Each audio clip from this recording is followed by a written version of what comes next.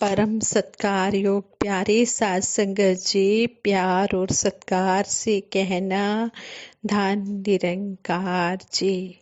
साध संगत जी, आज के विचारों का टॉपिक है सतगुरु की सौगात ना भूलें, अपनी औकात ना भूलें। साध संगत जी कहते हैं प्रभु कण कण में समाया है, लेकिन बिना सतगुरु की कृपा के कोई इसे जान नहीं पाया है। जब यह दयालु दया करता है तो इसकी सौगात ब्रह्म ज्ञान हमारे हिस्से में आ जाती है और यह सच्ची सौगात हमारे जीवन को बदल कर रख देती है।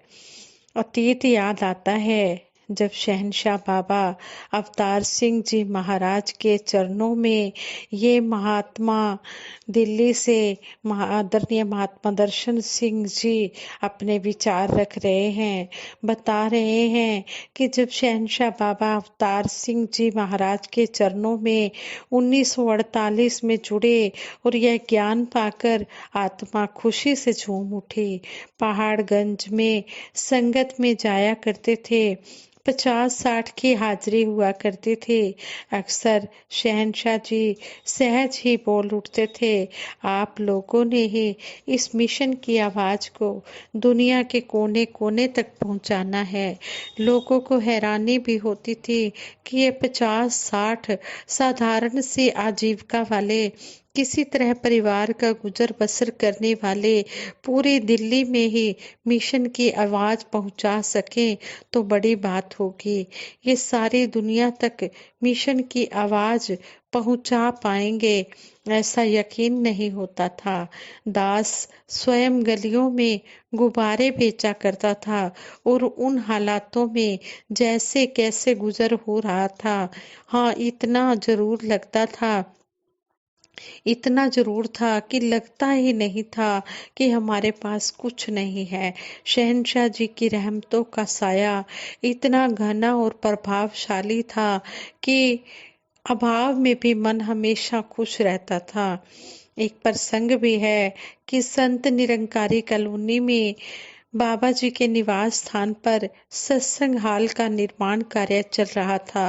शहंशाह जी वहां मौजूद होते और संतों भक्तों के हाथ बड़ी तेजी के साथ चल रहे होते। सबके मनों में यही भाव होता कि इतना सुंदर, इतना अच्छा, इतना बढ़िया सत्संग हाल हम सभी को संगत करने को मिलने वाला है, इसलिए जी जान से काम करना है ताकि यह जल्द से जल्द काम पूरा हो जाए। शहंशाह जी बहुत अधिक उदार, दया करुणा से भरे हुए और साथ संगत के परम हितैषी थे। उनके श्री मुख से कुछ न कुछ आशीर्वचन आते ही रहते और संतों का उत्साह बढ़ता ही रहता। एक दिन शहंशाह जी ने कहा, ये जो संत जन यहाँ सेवाएं कर रहे हैं, इन सब की कोठियां होंगी, ये सब दुनिया भर में घूम घूम कर मिशन का सत्य संदेश फैलाएंगे। दास को लगा शहंशाह जी कह तो रहे हैं, लेकिन जिनके पास रहने के लिए ठीक जगह तक नहीं है, उनकी कोठियां कैसे होंगी, ये शहंशाह जी ही जाने। बाद में शहंशाह जी का एक एक वचन पूरा हुआ। गुरु के आशीर्वाद में बहुत ताकत होती है। इसकी मेहर नजर जिस पर भी हो जाए, पूरी कायनात उस इंसान की जिंदगी सुधारने संवारने में लग जाती है। सतगुरु की रहमतों का कोई पारावार नहीं है। बेअंत की दी हुई खुशियां भी बेअंत हैं। बस इतना ध्यान रहे कि हमारा व्यवहार बर्ताव ज्ञान के अनुसार हो। गुरु की सौगात और अपनी औकात का हमेशा एहसास बना रहे। कुछ पाकर हवा में ना उड़ने लगे, अवज्ञा, अहंकार, तिरस्कार ना करने लगे। इसी प्रकार एक प्रसंग और है। एक बार दास अपनी गाड़ी में सत्संग करने के लिए निरंकारी कॉलोनी जा रहा था। लाल बत्ती पर भूलवश गाड़ी रेड लाइट क्रॉस कर गई। ट्रैफिक पुलिस ने गाड़ी साइड में लगवा दी और अपने अधिकारी के पास ले जाकर कहा कि इन्होंने रेड लाइट क्रॉस की है। कुछ तो सत्संग की शिक्षा का असर और कुछ परिस्थितियों का प्रभाव। दास ने हाथ जोड़कर कहा, भाई साहब जी, गलती हो गई है, ध्यान नहीं रहा। हम सत्संग जा रहे थे, घर से निकलने में कुछ लेट हो गए, इस वजह से अनजाने में यह भूल हो गई है। पुलिस अधिकारी ने पूछा, कौन सी सत्संग, कहीं कहाँ की सत्संग जा रहे हो, जो नियमों का भी ख्याल नहीं रहा। दास ने कहा, निरंकारी सत्संग में जा रहा हूँ। सतगुरु बाबा हरदेव सिंह जी महाराज की हजूरी में सत्संग हो रहा है। पुलिस अधिकारी ने अपनी पॉकेट से 100 रुपए का नोट निकालकर मुझे देते हुए कहा, मैं सत्संगी तो नहीं हूँ, लेकिन मेरे पड़ोसी निरंकारी सत्संग में जाते हैं। वे बहुत भले लोग हैं, उनका पूरा परिवार अच्छा है, देवी देवताओं की तरह है उनका व्यवहार। उनकी वजह से मैं निरंकारी बाबा जी के प्रति बहुत आदर भाव रखता हूँ कि जब बाबा जी के गुरु कितने अच्छे हैं तो स्वयं बाबा जी कितने अच्छे होंगे। ये 100 रुपए बाबा जी के दरबार में इस नाचीज की तरफ से भेंट कर देना। दास को लगा, गुरु की शिक्षाओं पर चलने वाला एक भगत कितने लोगों का कहाँ कहाँ भला कर रहा होता है। पुलिस अधिकारी के उस पड़ोसी महात्मा ने मेरा चालान भी नहीं कटने दिया।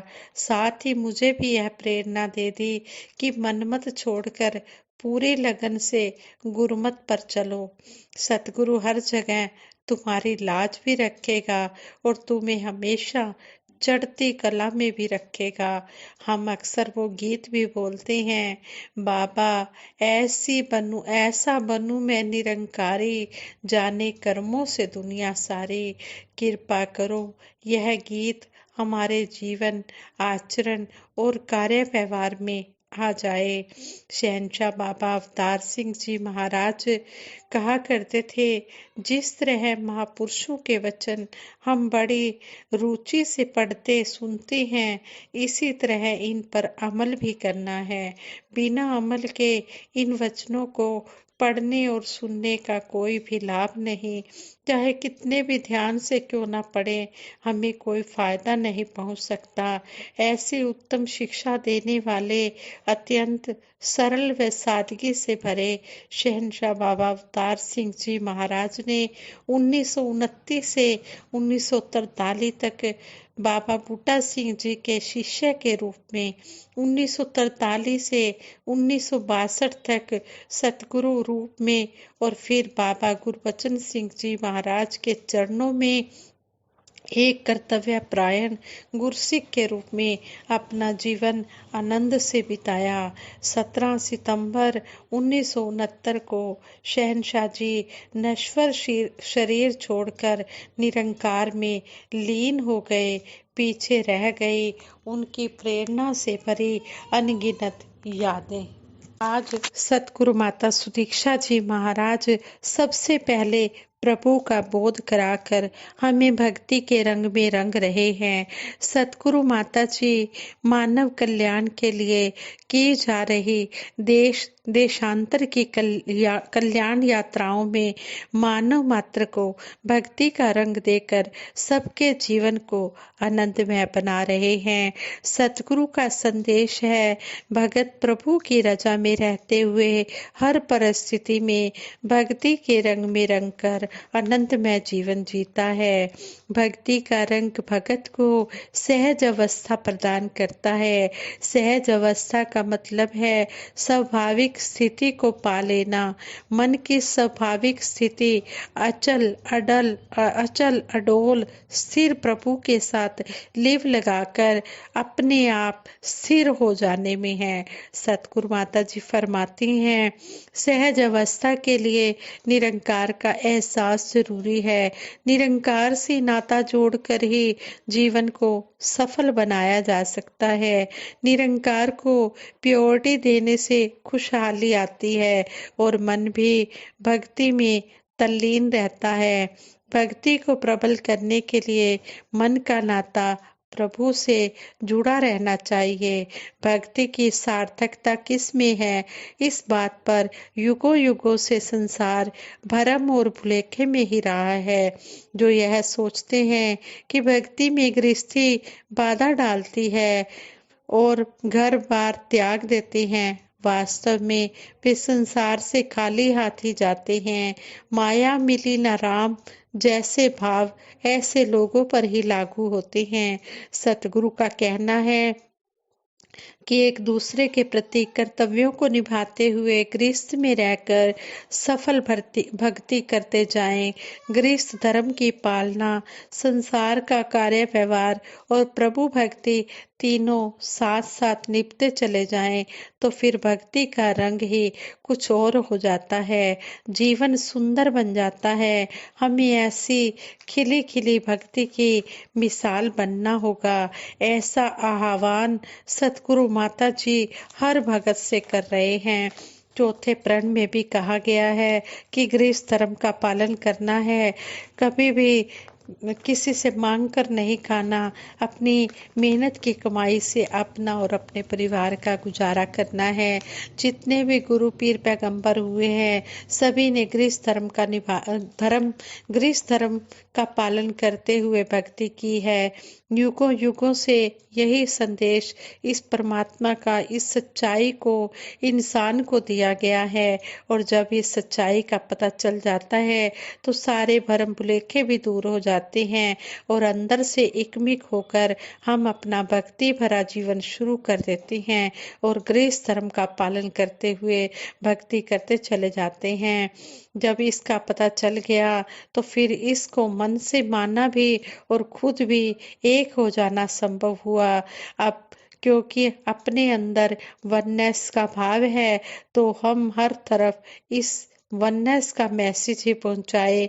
यही अरदास है कि इस परमात्मा को हर कोई अपने जीवन में जान ले और जानने के बाद इस सच्चाई को अपने जीवन में बिठा कर रखे। फिर एक निस्वार्थ सेवा हर एक की, चाहे वो कहीं का भी हो, बिना भेदभाव के करे। मन में कोई छुपा हुआ लक्ष्य न रखे। केवल शुद्ध भाव के साथ जहाँ सेवा की जाए वही संतों की बातें सुनने और सत्संग के लिए भी मन हमेशा उत्साह से भरा रहे। मन से इस परमात्मा का हर पल सिमरन हो। एक बख्शवाने वाला भाव हो कि जो भी गलतियां हैं हमारी या किसी और की भी हैं, सभी दातार बख्श दे और हमें वो समझ बख्शे कि वो गलतियां दोबारा से दोहराई ना जाए। सिर्फ और सिर्फ हमारा फोकस हमेशा अपनी आध्यात्मिकता को विकसित करने में लगे, ना कि हम दूसरों की गलतियों को देखने में समय लगाएं। आज संगत जी, सतगुरु माता जी ने कितना सुंदर हमें समझाया है कि हमने निष्काम निरचित भाव से, शुद्ध भाव से, हमने अंदर बाहर से एक होकर हमने भक्ति करते चले जाना है और हमने गृहस्थ धर्म में रहकर भक्ति करनी है और हमने निष्काम निरचित भाव से सेवा सिमरन सत्संग करना है और हमने अपनी गलतियों का सुधार करना है। जो गलतियां हमसे एक बार हो जाती हैं हमने दोबारा उनको दोहराना नहीं है, उस गलती का सुधार करना है। जब हम इस तरह अपनी गलतियों का सुधार करते चले जाएंगे तो फिर हमारे अंदर गुण ही गुण भरते चले जाएंगे और हम अंतिम समय तक, अंतिम श्वास तक सतगुरु के चरणों में बैठकर हम सीखते ही चले जाएं और सीखने की भावना से ही सत्संग में आए और हमेशा नम्र भाव में रहे, दास भावना, दासी भाव में रहे और इसी तरह सत सतगुरु के आशीर्वाद प्राप्त करते रहें। हम सतगुरु की सौगात को ना भूलें और अपनी औकात को ना भूलें। तेरी रहमतों में अपनी औकात को ना भूलें। दिन के उजाले पाकर हम रात को ना भूलें। हम सतगुरु का हमेशा धन्यवाद करते रहें, शुक्राना करते रहें और सतगुरु से यही आशीर्वाद मांगे कि हे सच्चे पातशाह, तन मन धन के सुख देते हुए आप सभी को सेवा सिमरन सत्संग के साथ जोड़कर रखना। सभी का जीवन आप जी के चरणों में रहकर आनंद से, सुकून से बीते और सभी एक एक पल को आनंदमय उत्सव बना लें। दासी से विचार करते हुए बहुत सी गलतियां भी हुई होंगी, उन गलतियों के लिए भी दासी क्षमा प्रार्थी है और आगे के लिए सुमत देना। साथ संगत जी प्रेम से कहना, धन निरंकार जी।